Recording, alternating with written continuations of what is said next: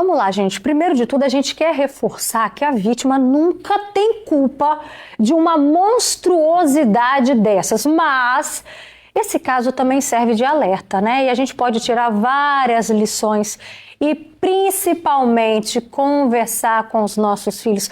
Quantos conselhos eu, por exemplo, eu ouvi do meu pai e da minha mãe. Vai sair, sai todo mundo junto, volta todo mundo junto, cuidado com quem você anda e por aí vai, né? Vamos bater um papo sobre esse assunto? Aqui no nosso estúdio, eu recebo a psicóloga Elza Leite. Obrigada pela sua participação. E a advogada criminalista, doutora Laila, muito obrigada também pela sua presença, doutora. Elza, a gente falou agora, né, que é claro que a vítima nunca tem culpa disso, mas a gente pode tirar várias lições. A começar por onde? Todo cuidado é pouco. Não subestime as intenções das pessoas. Preveja todos os riscos. Quando você for sair, faça um planejamento, faça combinados. Tenta pensar nos piores cenários. Principalmente, gente, se tiver bebida envolvido. Porque ela se tornou vulnerável justamente porque não tinha consciência. A gente precisa entender também, Roberto, o que é o estupro. O estupro é toda relação sexual sem consentimento. Como que eu vou consentir uma relação se eu estou bêbada, se eu estou alcoolizada? Parece um coma alcoólico quando a gente olha para essa moça. Ela está totalmente assim, sabe? Entregue à sorte, à má sorte. Então a gente precisa ter muito cuidado. Você vai sair junto? Fala onde você está indo, com quem você está indo, a hora que você chegou, onde você tá, que hora que você vai voltar. Manda a sua localização, manda o nome das pessoas que estão com você, o telefone de alguém, sabe? Avisa a gente, para pelo menos a gente saber onde vai buscar, o que vai fazer, como poder ajudar.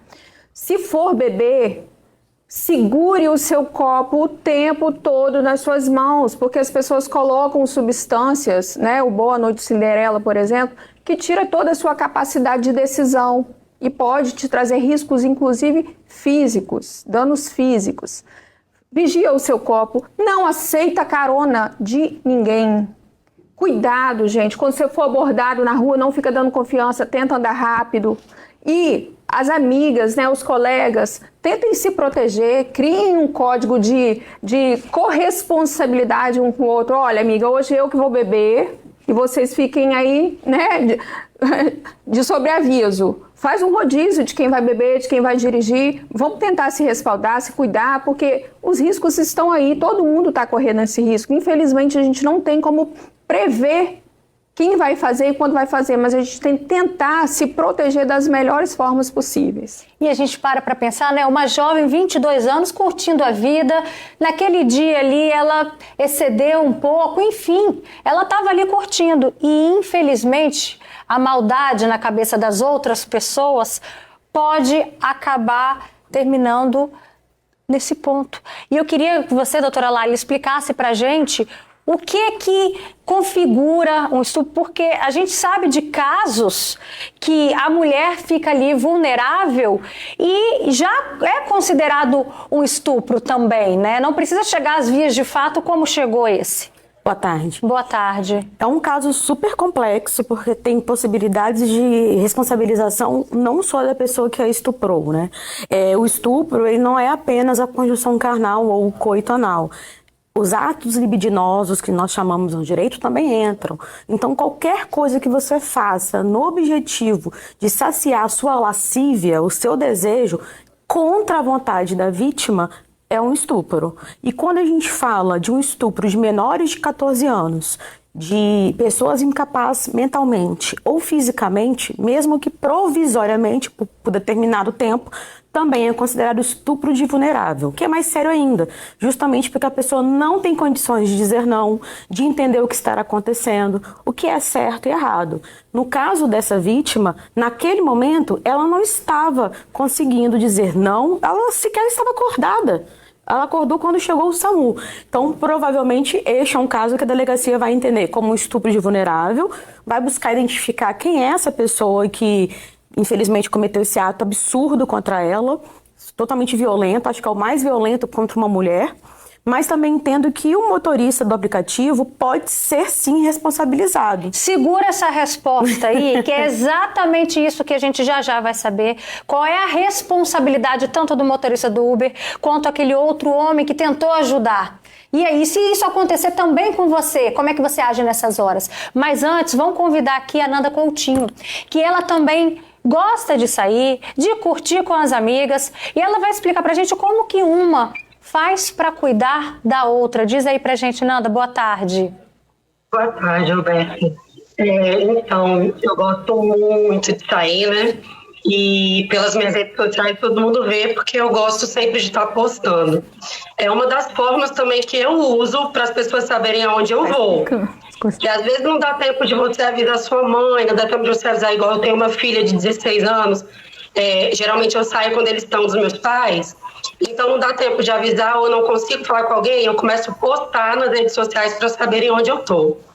E eu e as minhas amigas, assim, a gente seguiu sempre uma linha.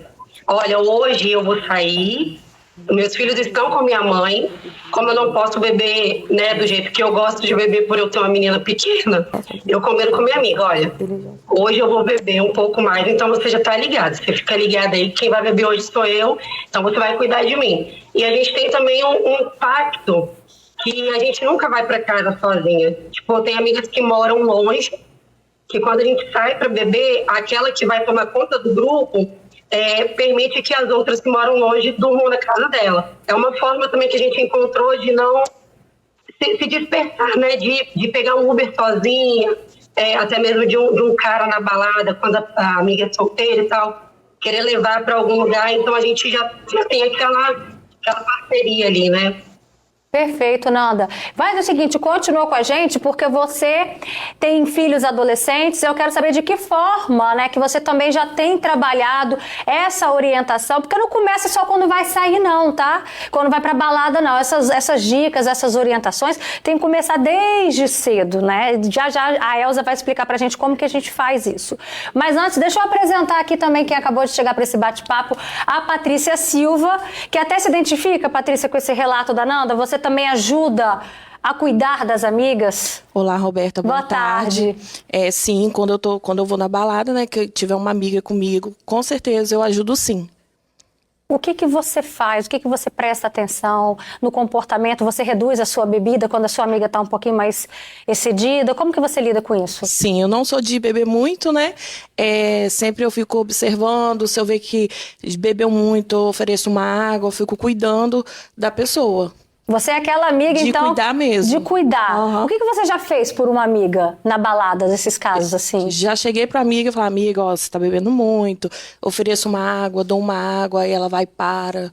Se tiver que ir embora, Patrícia, vai todo mundo também. Junto? Aham, chamo. Não tem essa história de, não. Uma vai, a outra deixa fica? Deixa pra trás, não. Não. Sempre vai junto. Quem te ensinou isso? Eu sempre gostei, né, de cuidar das pessoas. Até se não for amiga minha, eu ver uma pessoa passando mal, eu vou lá, tento ajudar, não fico olhando, esperando outra pessoa ir ajudar. Elza, é muito importante porque quando a gente tem essa postura, essa conduta, alguém um dia certamente deve ter ensinado pra gente. A primeira referência que a gente tem é quem? São os pais. Os pais, né? Como que a gente ensina, igual eu tava falando com a Nanda Coutinho, né? Não é só quando o filho vai chegar na hora de ir pra balada, né? Acho que é desde o primeiro momento a sair junto com um amigo, todo mundo foi pro shopping junto, todo mundo volta junto do shopping. Como é que a gente começa orientando a partir de quantos anos? Desde sempre, desde sempre. Fale, dê exemplos. Vamos dar uma dica aqui para os meninos, porque às vezes a gente fica muito protegendo as meninas, orientando as meninas, porque a cultura machista fala assim, ó, segura suas cabras porque meus bodes estão soltos. Ó, nada disso. Ensine o seu bode que as cabras estão soltas porque elas têm direito de estar soltas. Então, por exemplo, os meninos, pai e mãe, ensine o seu filho que se uma mulher tiver alterada, dizer não é para violar esse lugar, não ultrapasse esse limite, essa linha. Respeita o direito do outro, respeita o posicionamento do outro, não seja um agressor, sabe, um violentador de mulheres. A gente tem que ensinar isso aos meninos desde pequenininhos. Tá? E as meninas são essas dicas que a gente acabou de compartilhar aqui. Olha, cuidado, preveja os riscos, não aceita carona, não beba bebida de estranhos, vai sozinha, mais cuidado ainda, evita a rua erma. avise para onde vai. Se forem juntas, a doutora deu um exemplo maravilhoso que ela pratica aqui. Crie um código de comunicação. Ó, amiga, se eu estiver em perigo, vou te dizer uma determinada frase. Ali você já sabe que você precisa me ajudar. Tem um X que a gente faz também na mão das mulheres, né? Você chega, por exemplo, pro barman. Se você tiver com aquele X na mão, ele vai entender que você está em perigo. Tente sair do local. A gente tem que tentar o máximo possível todas as estratégias para evitar a coisa, né, que a coisa se agrave ainda mais. E olha só, aqui no nosso Facebook, as opiniões estão diversas a respeito da conduta desse motorista de aplicativo que esperou, chegou, tocou a campainha, guardou ali por uns 10 minutos, estava ali esperando algum familiar dessa jovem aparecer e ninguém apareceu. Então o que ele fez? A colocou ali na calçada. E isso é dividindo opiniões aqui no Facebook. A Ana Carla Cruz fala, eu acho que não, ele não tem culpa, porque se ele tivesse feito barulho e arrombado o portão, por exemplo, ele poderia ser preso. A opinião dela é que esse motorista de aplicativo não tem culpa. Mas também tem aqui a Tereza Loureiro que fala, neste caso existem 4 culpados, o irmão, o motorista e o estuprador. E as colegas também que colocaram essa jovem sozinha no carro de aplicativo. Então vamos trazer essa pergunta aqui para a doutora Laila. Né? Afinal de contas, ele tem responsabilidade nesse caso? Ele teria, doutora? Na minha análise, sim. Porque tudo bem, ele aguardou 10 minutos, ele tentou contactar, esperou o quanto ele entendeu necessário. Mas a partir do momento que ele tem noção de que ela está numa situação de vulnerabilidade, ela não responde por si. E ele simplesmente a abandona, porque o que ele fez foi um abandono. Ele pegou e colocou ali no poste. Sem saber o que poderia acontecer com ela, de bom ou de ruim, ele está assumindo a responsabilidade disso também. Ele poderia ter pego ela e levado para o hospital, por exemplo. Eu ia perguntar isso agora, né? Diante dessa situação, como que nós agimos? Se a gente tá na rua, a gente se depara com alguém, seja passando mal, infartando, ou seja no estado de coma alcoólico, como que a gente age? Chama o SAMU, chama a polícia militar, leva pro hospital. Agora, nunca, jamais, simplesmente abandona, porque aí pode gerar um abandono de vulnerável e ele ser responsabilizado por isso também. E esse comentário aqui da Ana Carla que diz, se ele tivesse arrombado o portão da casa dela, por exemplo... Delicado de analisar, mas a priori pode não ser compreendido como um crime porque ele está fazendo algo justamente para fazê-la entrar dentro de casa, né? Então, não necessariamente isso poderia ser visto como um problema, porque vai depender justamente do responsável, do patrimônio, fazer alguma denúncia contra ele. E aí eu, no caso, não acho que isso seria feito. A preocupação seria com a menina. Com a vida, né? Exatamente. Muito maior Exatamente. do que um bem supérfluo ali, um portão Exatamente. de uma casa. Patrícia, aí eu estava falando aqui de criar códigos entre amigos, que isso pode ajudar a evitar casos como esse que a gente acabou de exibir. Você e suas amigas, quando vocês saem, existem esses códigos? Não, porque sempre a gente fica perto, né? Uma da outra, então a gente não combina essas coisas. Mas já parou para pensar nessa possibilidade? Achei que legal. Isso pode? Achei bem interessante. Né? Um código, uma palavra, um aperto, um cutucão no ombro, isso tudo pode servir para a gente se blindar desses perigos que, infelizmente, a gente pode estar correndo risco aí numa situação como essa. Olha só, a gente vai ver agora o depoimento da Jéssica Curti. Ela mandou um vídeo pra gente falando da importância de estar sempre acompanhada, bem acompanhada das amigas na balada. Vamos ver. Eu imagino que todo mundo pode ter um dia que acaba passando do ponto, ou não tava tão legal e acabou passando mal.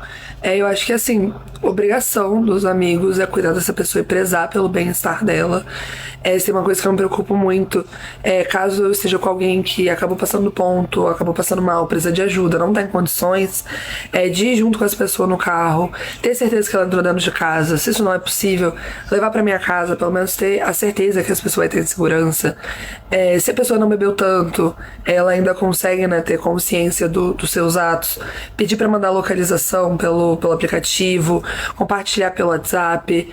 Assim, são pequenas coisas que podem evitar algo muito ruim, né? Então eu acho que é melhor pecar por ser cuidadoso demais.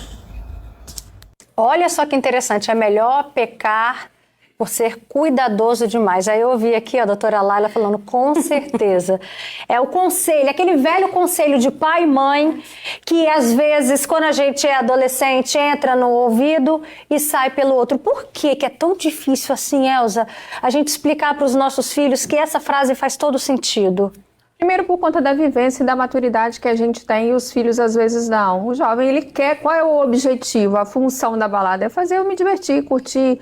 Então, eu não consigo colocar uma outra questão, por exemplo, trágica, dentro dos meus planos, enquanto, na verdade, a gente precisa prever os cenários, os riscos, porque eles existem. Mas a grande intenção do jovem é se divertir, é poder curtir, é socializar, entendeu? É namorar, enfim. Não pensar nas consequências. Acaba não pensando no depois, né? Nas consequências. Por isso que a gente tem que estar todo o tempo, repetidamente, confirmando para os nossos filhos, para os nossos amigos. Eu escuto isso até hoje dos meus pais. Que acontecem aí. Se a gente vai para uma balada, né? Eu saio com o meu marido. Quantas vezes? Você escuta ainda, Patrícia? Você tem isso ainda? Essa orientação dentro da família? Você com seu esposo, você vai sair com as amigas. Tem esse reforço ainda hoje? Sim. Vai junto, volta junto. Sim, tenho sim. Né? Cuidado, até mesmo como que você vai voltar, como é que vai ser esse transporte, como é que vai ser a ida, como é que vai ser a volta. E se precisar, vai buscar até hoje, né? Se precisar, até hoje tá indo lá. Deixa eu voltar a falar com a Nanda Coutinho, que ela tem filhos adolescentes. Como é que ela tem feito, então, Nanda, também com essa preocupação que rodeia a nossa cabeça enquanto pai, enquanto mãe, com os seus filhos aí, que vai chegar, tá chegando a hora deles saírem também, né, de curtir a vida.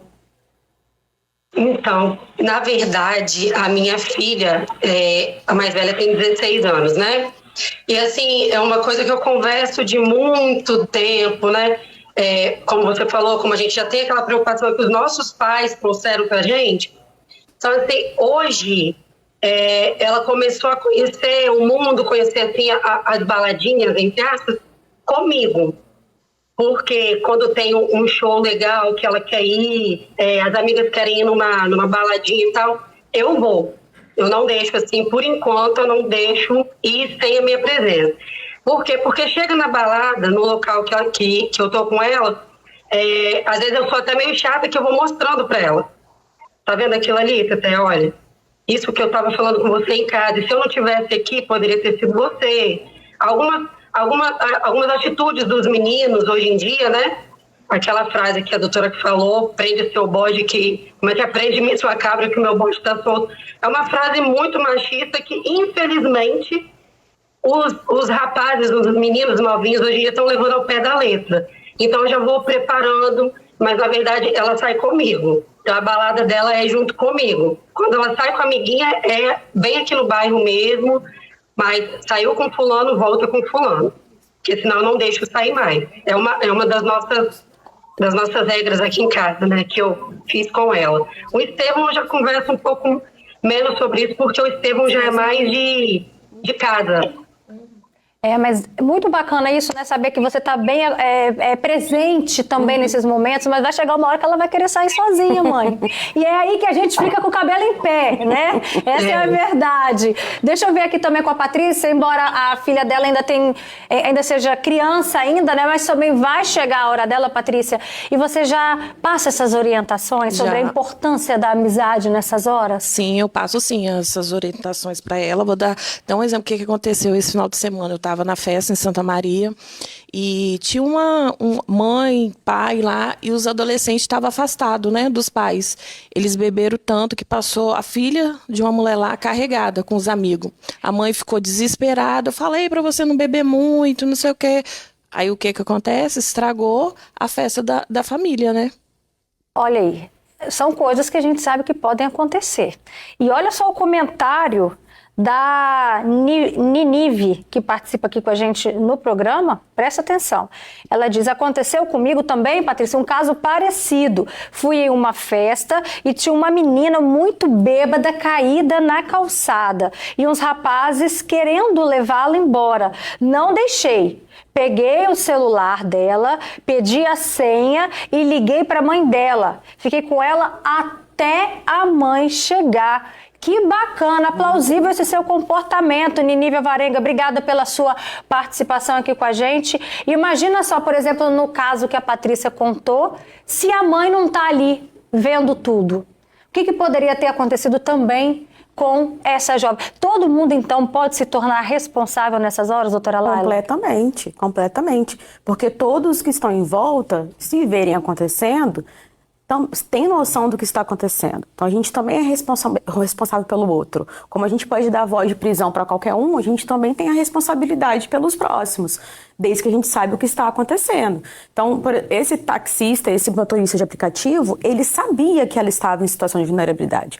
Ele sabia que naquele momento ela estava incapaz. E pode acontecer com qualquer idade. A gente está aqui falando de pessoas jovens, mas eu vou dar um exemplo. Eu estive num bar em outro estado, onde a pessoa da mesa próxima, uma mulher, ela estava completamente alterada. Ela não estava conseguindo ficar em pé dormindo na mesa.